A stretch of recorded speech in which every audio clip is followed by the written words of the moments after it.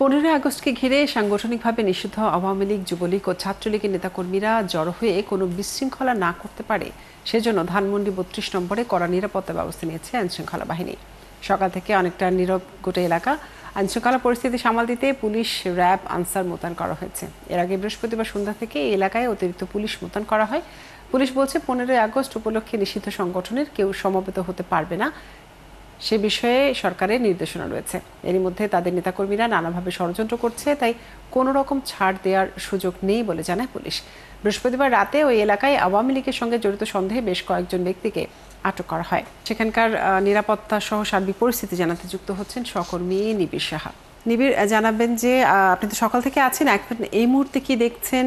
কাউকে জড়ো হতে দেখেছেন কিনা এবং সেখানকার নিরাপত্তা ব্যবস্থা কতটা জোরদার দেখছেন? আসলে তেমন কয়েকজন মিলে জড়ো হওয়ার কোনো ঘটনা নেই, তবে যেগুলো ঘটছে বিচ্ছিন্নভাবে ঘটছে। যেমন কিছুক্ষণ আগে, ঠিক মিনিট 10 আগে একজন নারী, তিনি ফুল নিয়ে এই ধানমন্ডি 32 নম্বরে এসেছিলেন এবং সেখানে আসার পর আমরা যেমনটা দেখছি যে বিক্ষুব্ধ জনতার রোষানলের মধ্যে তিনি পড়েন এবং সেখান থেকে পুলিশ তাকে বের করে তাকে একটি রিকশায় তুলে দেয় এবং তারপর তিনি চলে গেছেন। এর মাঝখানে কিন্তু বিক্ষুব্ধ জনতার প্রশ্নের মুখোমুখি হতে হয়েছে তাকে।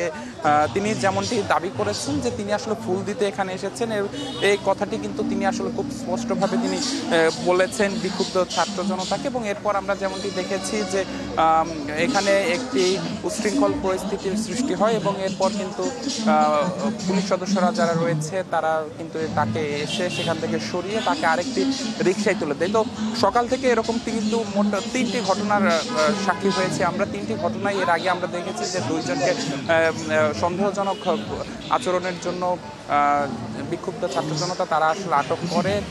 এরপর আমরা দেখলাম একজন নারী ফুল নিয়ে এসেছিল, তাকেও দেখলাম যে বিক্ষুব্ধ ছাত্র জনতা আটক করে, যদিও তাকে পুলিশ তাকে সেখান থেকে বের করে তাকে একটি রিকশায় তুলে দিয়েছে। এবং সকাল থেকে যদি এখানকার পরিস্থিতিটি বলি, যে সকাল থেকে কিন্তু অনেকটাই শুনশান ছিল, তবে সময় যাওয়ার সাথে সাথে ফ্যাসিবাদ বিরোধী যে রাজনৈতিক দলগুলো রয়েছে সেই ফ্যাসিবাদ বিরোধী রাজনৈতিক দলগুলোর কিন্তু আসলে নেতা কর্মীরা তারা কিন্তু এখানে জড়ো হয়েছে এবং তারা কিন্তু সকলেই বলছে যে আজকে 32 নম্বরকে ঘিরে কোনো ধরনের অপ্রীতিকর পরিস্থিতি তৈরি করতে দেওয়া হবে না। কার্যক্রম নিষিদ্ধ হওয়া আওয়ামী লীগের নেতাকর্মীরা, সেই সাথে নিষিদ্ধ ছাত্রলীগের নেতাকর্মীরা, যে কেউই আসুক না কেন তারা এখানে প্রতিহত করবে বলে তারা হুঁশিয়ারি দিয়েছেন। পাশাপাশি পুলিশের সাথেও আমরা কথা বলেছি, তারাও কিন্তু বলেছেন যে আসলে গতকাল রাতে যে 5 জনকে আটক করা হয়েছে সে 5 জনের ভেতরে কিন্তু এখন পর্যন্ত তারা নিশ্চিত হতে পারেননি কারো রাজনৈতিক পরিচয়। তারা জিজ্ঞাসাবাদ করছেন এবং জিজ্ঞাসাবাদ শেষে তাদের